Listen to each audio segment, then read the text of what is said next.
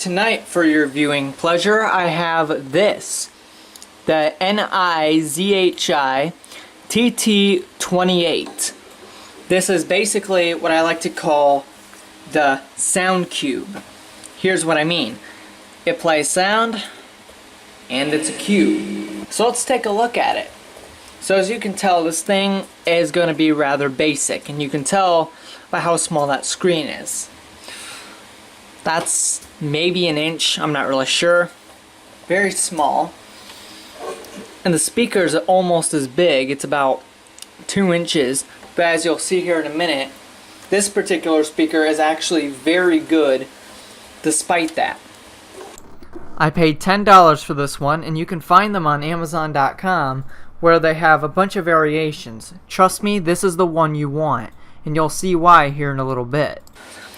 So let's see what all we got for I/O. So on this side we have an on-off switch, which turns it on and off, as you might imagine. Your power input, which is not a mini jack or a USB-C jack, but rather the old school USB mini jack.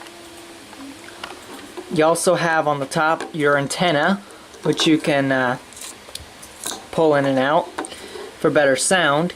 USB. TF is basically Chinese for SD. Your FM loop or line in. And you got your headphone jack. An interesting note is this clear case, which you can see the speaker insides, and you can see the wiring. And on the back here you have your speaker, obviously. Pretty simple stuff. Go ahead and turn it on and see what she does. So it powers on. You have your speaker lights, which I'm not really a big fan. I think it's crap. To turn it off, all you gotta do is just hold this button and it's off. Also on the front you have your play pause for media, volume up and volume down, and that's it. That's all you get. So let's check out the tuner. This tuner works differently than other tuners in the fact that you don't just go to a station, you have to set them as presets, kind of like you do with your television. It's very frustrating sometimes, but you get pretty good results out of it, as you'll see here in just a minute. So I believe mine has about 23 presets, so let's check them out.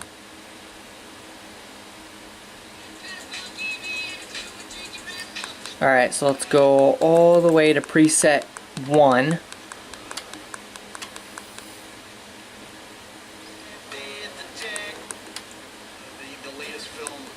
Come on.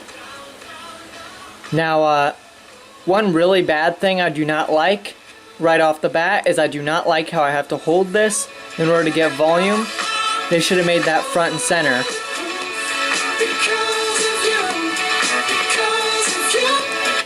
New ideas, latest news, writers talking about books, actors and directors talking about new movies, great thinkers, entertaining talkers, poets. Right off the bat you can tell that whenever it gets a signal it's pretty clear. This morning from You can turn that down.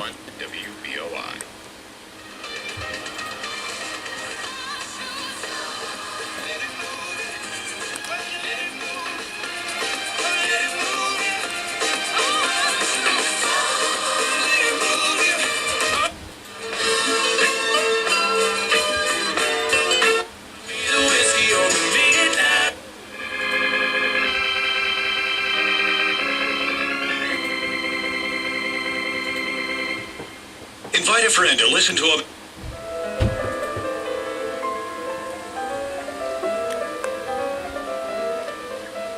And you can tell, I don't know how well you can tell, but the speaker's actually pretty good. Now if I turn it up here,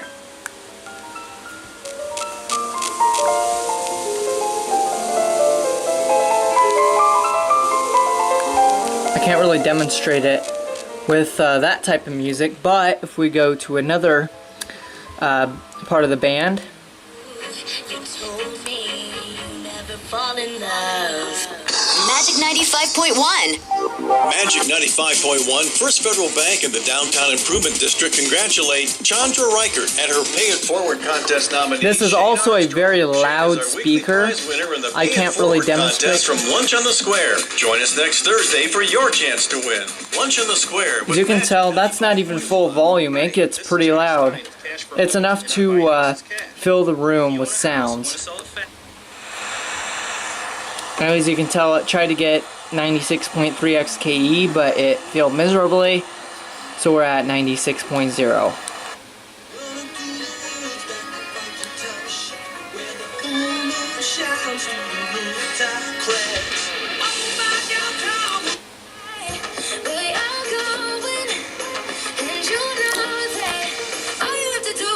For some stations, okay.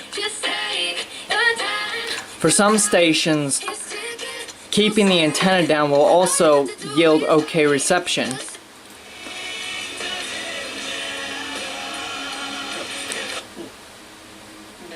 Don't count on me to let you know when. Don't count on me. But some radio stations do require that you put up the antenna in order to get good signal. When they start talking cute, I wanna tell her that I love her, but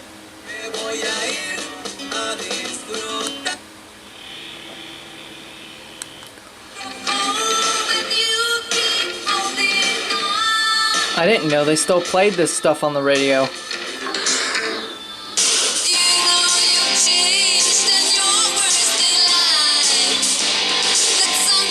Okay, I can't play too much of that or I'm gonna get a copyright notice, so. This is one of the instances where it failed to get a good reception. Now there's only 3 instances that I know of.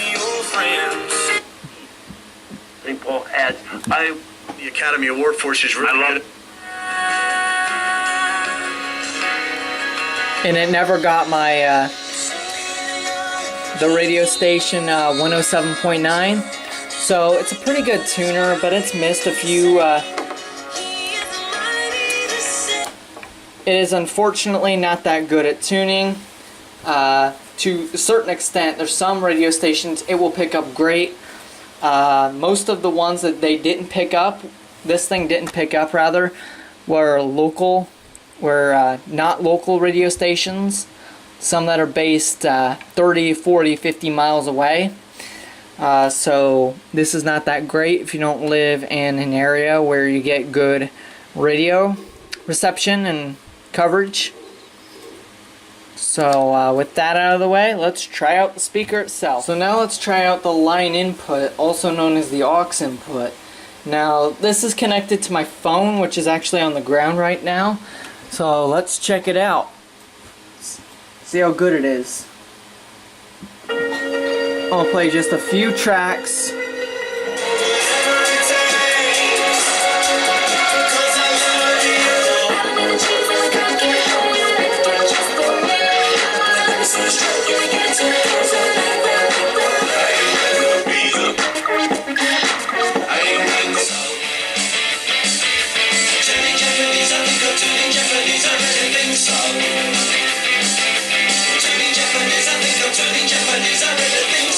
Together in a bag with the rerun shows and the cocaine doja, the daytime crap of the folk singer's club. He hung himself with a guitar string.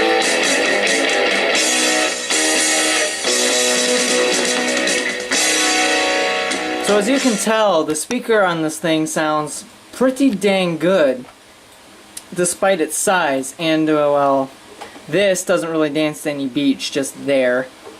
Here it is in the dark. Yeah, it's not really that cute, is it?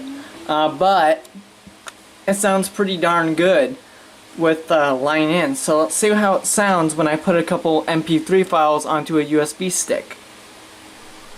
Unfortunately, this thing will not record or play MP3s. I've tried every single stick in my room, and I've also tried a bunch of SD cards. They don't work either. I've tried different file names. They don't work. So unfortunately, the best you've got is FM radio or line in. So, what have we learned today?